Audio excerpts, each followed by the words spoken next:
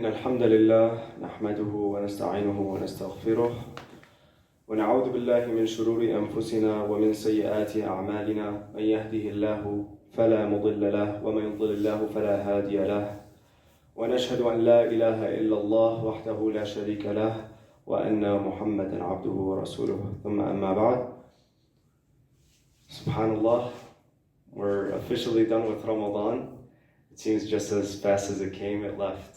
So, alhamdulillah, it graced us with another, alhamdulillah, we were all able to see it one more time. And inshallah, we get to see it again the next year. Of course, at the end of anything, we have to reflect on what we just witnessed. So inshallah, let's reflect on Ramadan. Ramadan was obviously a time where we were able to work on ourselves. We were able to get better. We had goals that we set at the beginning of Ramadan. And inshallah, our goal was to achieve as many of those targets as possible. So we spent the entire Ramadan staying up late, doing ibadah, reading Quran. We worked on ourselves. We got rid of our bad habits and we replaced them with good habits. And we spent the entire Ramadan really finding ourselves and building our connection with Allah and spending our times with our fellow Muslims and our family. So these are all things that benefit ourselves. It benefits no one else. Our connection with Allah only benefits ourselves. But a thing that's often missed and forgotten is that Ramadan is the best way for us to represent Islam. It is our duty as Muslims. Every single one of us has a duty to represent Islam. In one way or another, we have to be good representatives of Islam. Because it takes a few people to change the view of Islam.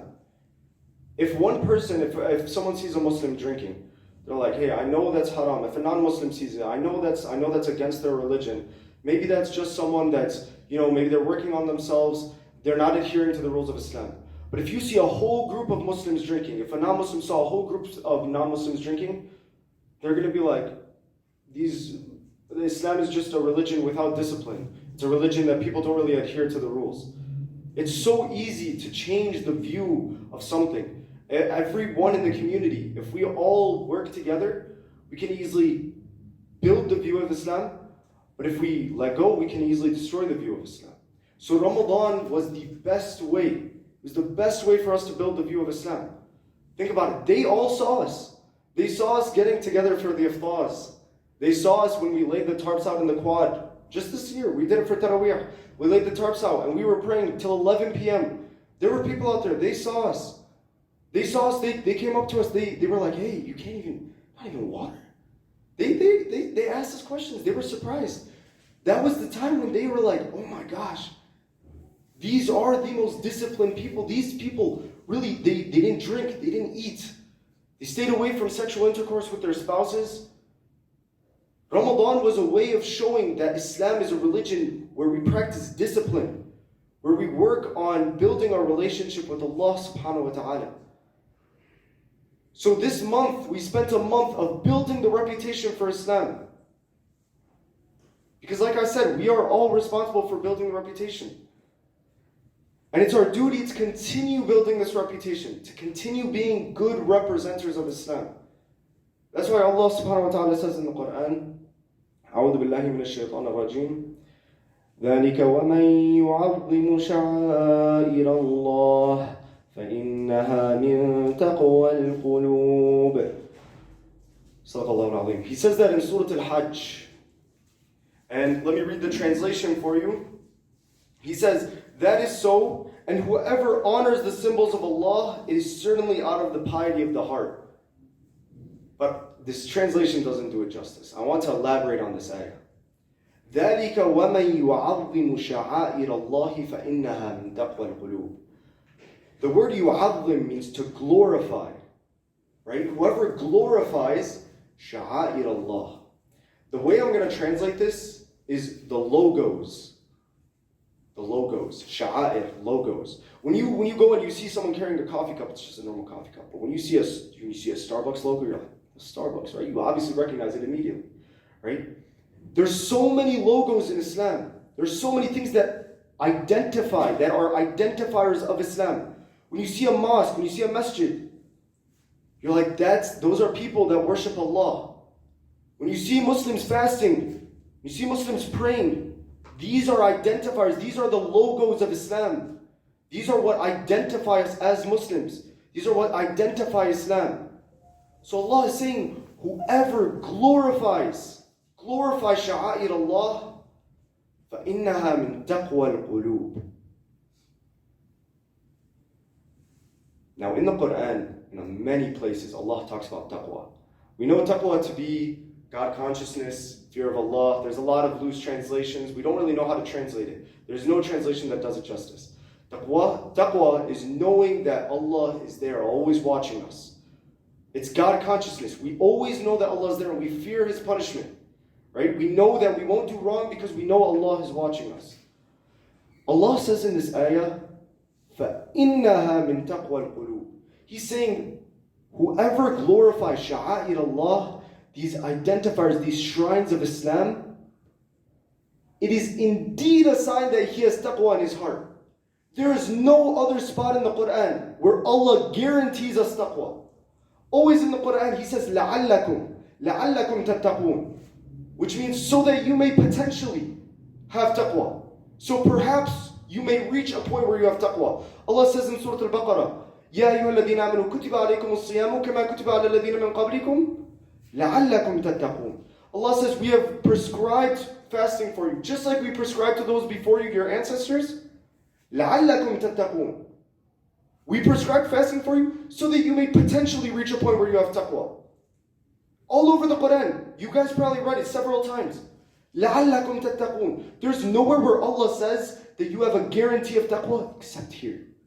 He says, ذَلِكَ وَمَنْ يُعَظِّمُ شَعَائِرَ اللَّهِ.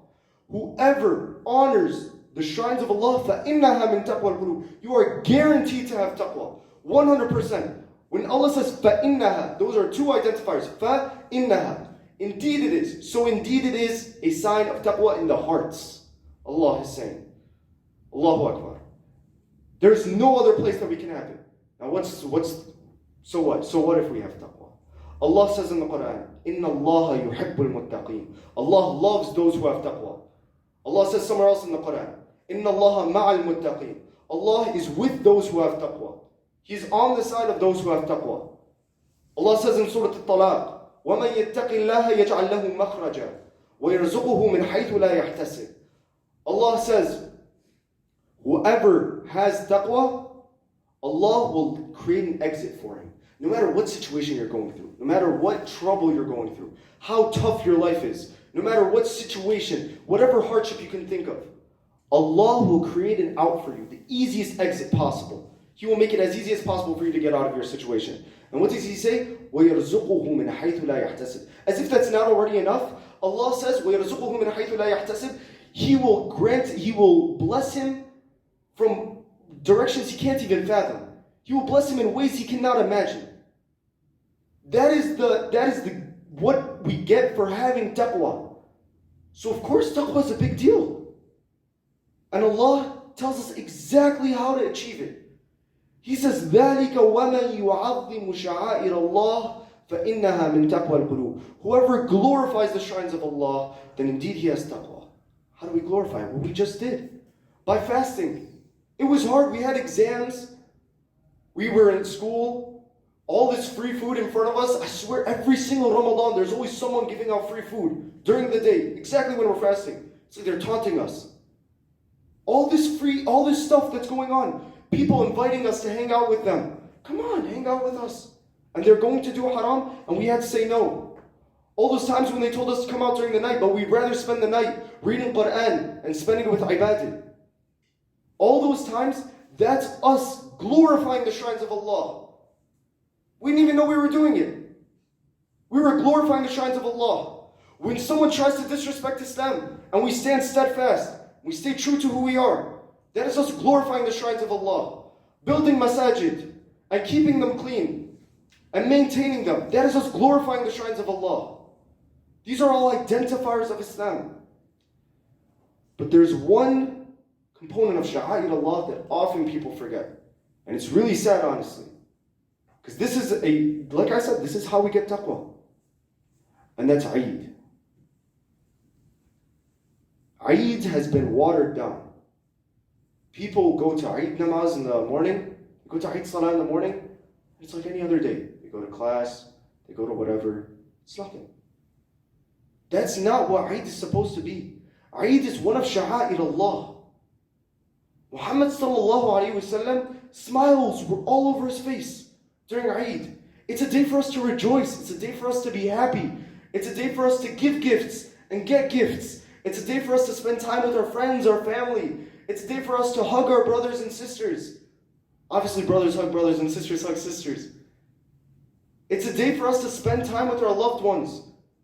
To go out, get food together. Call off work. Email your teachers. Sorry, today's an important day. And Eid is not only one day. Eid al-Fitr is 3 days. It's today, Saturday, and Sunday. Eid al-Adha, the next one, it's 4 days. These are days where we're supposed to rejoice. They're not any other day. If no one fasted during Ramadan, Ramadan would get watered down. It would lose its history, it would lose its definition, it would lose its significance. That's why Allah gave such a big reward for whoever glorifies these sha'a'ir Allah. We can't water them down anymore. If we water them down, they lose their significance, they lose their meaning.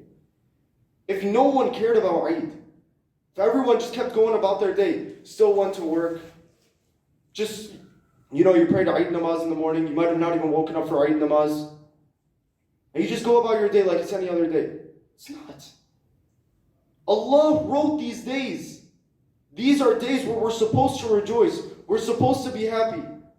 We just went through a whole month of struggle and hardship. We stayed up till Fajr, and we'd get 2 hours of sleep, and then we'd attend our 8 a.m. Our sleep schedules got messed up. We were hungry in class taking exams. We earned it. We're supposed to rejoice. We're supposed to be happy. You see a Muslim brother, you see a Muslim, say Eid Mubarak. This is how we're supposed to feel. We're supposed to be happy. We cannot water these down anymore.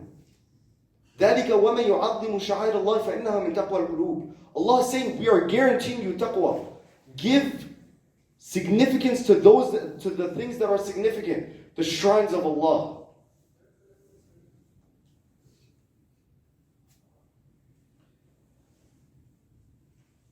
So my point, brothers and sisters, is we give Ramadan such significance. Ramadan is one of sha'a'ir Allah. And just as Ramadan is one of sha'a'ir Allah, so is Eid. We have to give it its significance. We have to be happy. We have to hug one another. We have to give gifts. It would be great to receive gifts as well. Right? So what if you don't receive any gifts? Give. This is Eid. This is where you spend time and be happy with one another. So inshallah, with that, I want to wish you all Eid Mubarak. كل عام وأنتم بخير.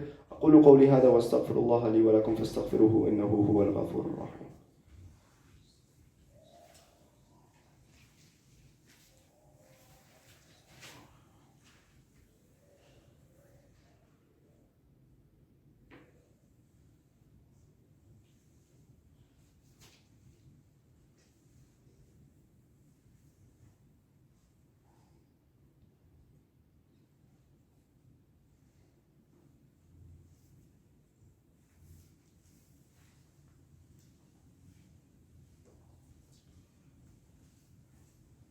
الحمد لله نحمده ونستعينه ونؤمن به ونتوكل عليه.